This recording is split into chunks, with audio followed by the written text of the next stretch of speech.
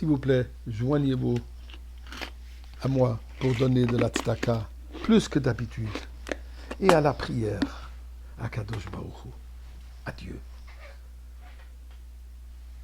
Que toutes les victimes de ce massacre israélien reviennent tout de suite avec Mashiach.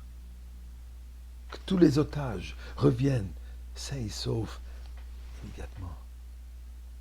Les blessés soient guéris immédiatement. Ça nous dépasse. Ça hors de toute compréhension à quel point le mal, au pire de ces expressions, qui se manifeste dans une forme humaine, si on peut appeler ces êtres humains,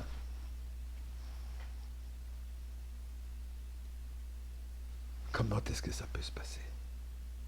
Le cœur brisé, où nous crions à Kadosh Baruch Hu, Ad Matai, combien devons-nous souffrir dans ce chemin, ce cheminement vers la Géoula, vers la rédemption? 2 millénaires de souffrance. Nous savons que nous sommes à la fin de ce voyage. Mais Ribono Shel Olam, il est temps qu'il arrive à la fin. Et cette fin doit être maintenant. Nous savons qu'il y a de la lumière au bout du tunnel. Mais on veut le voir. Quelle lumière je parle?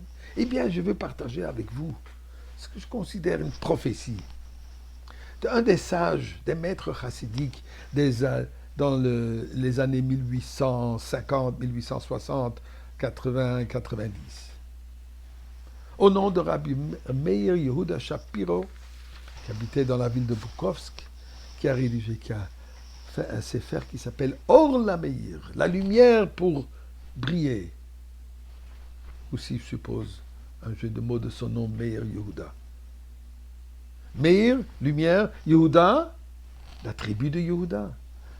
Mashiach qui est descendant de la tribu de Yehuda. Et écoutez ce qu'il écrit dans son sefer.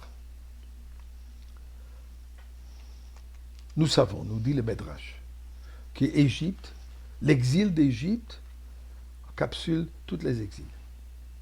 La délivrance d'Égypte, qui est Metzet Ramer, Mitzrayim, Maren, Niflaot, la sortie finale avec Mashiach sera dans la même idée. Processus qu'à la sortie d'Égypte. Eh bien, regardez ce qu'il dit. L'avant-dernière plaie en Égypte, des 10 plaies, était l'obscurité. Makat Rocher. Où toute l'Égypte était plongée dans l'obscurité totale, où le Chol Bnei Israël Haya Or B'Meshvotam, il a marqué que pour le peuple juif, il y avait de la lumière. Simplement, ça veut dire qu'ils pouvaient voir. Pour eux, il n'y avait pas d'obscurité. Mais il dit beaucoup plus que cela. Au début de la parasha de Bereshit que nous venons de commencer cette semaine, la Torah nous dit, Dieu a créé le ciel et la terre. Et ensuite, Vayomer Elokim Yehi Or, Dieu dit qu'il est la lumière, et la lumière fut. Quelle lumière? Nous dit le Midrash. Ça ne parle pas seulement de la lumière qui illumine l'univers de la création, mais parle aussi, or, cette lumière absolue qui va briller dans le temps de Mashiach, où le monde sera parfait, que Dieu a mis de côté pour cette époque, pour ce temps,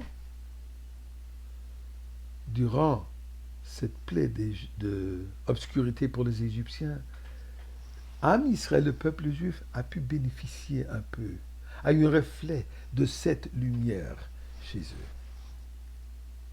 Donc, on parle de la lumière de la Géoula, la lumière de la rédemption. Et voilà ce qu'il nous dit. Nous savons que la Gematria, la valeur numérique de toutes les lettres, l'hébreu, Aleph 1, Bet 2, Gimel 3, etc. Le mot qui est dit dans la Torah, les peuples juifs avaient la lumière B'moshvotam, dans leur demeure. Regardons le mot B'moshvotam. Bet 2, Mem 40, Shin 300, Bet 2, Taf 400, Mem 40. C'est comme ça que Bamoshotam s'est dit. Total, 784. Nous dit Reb Meir Yehuda, ceci fait allusion que dans l'année 5784, on méritera cette lumière. Extraordinaire. Mais nous prions à Kadosh Baruch Hu. L'année 5784, elle a commencé déjà il y a presque un mois. Elle a 365 jours. N'attends pas la fin. Parce qu'aujourd'hui, le 26e jour du mois de Tishri, de l'année 5784, que nous méritons, que nous voyons déjà cette lumière. Et ceci sera la seule consolation.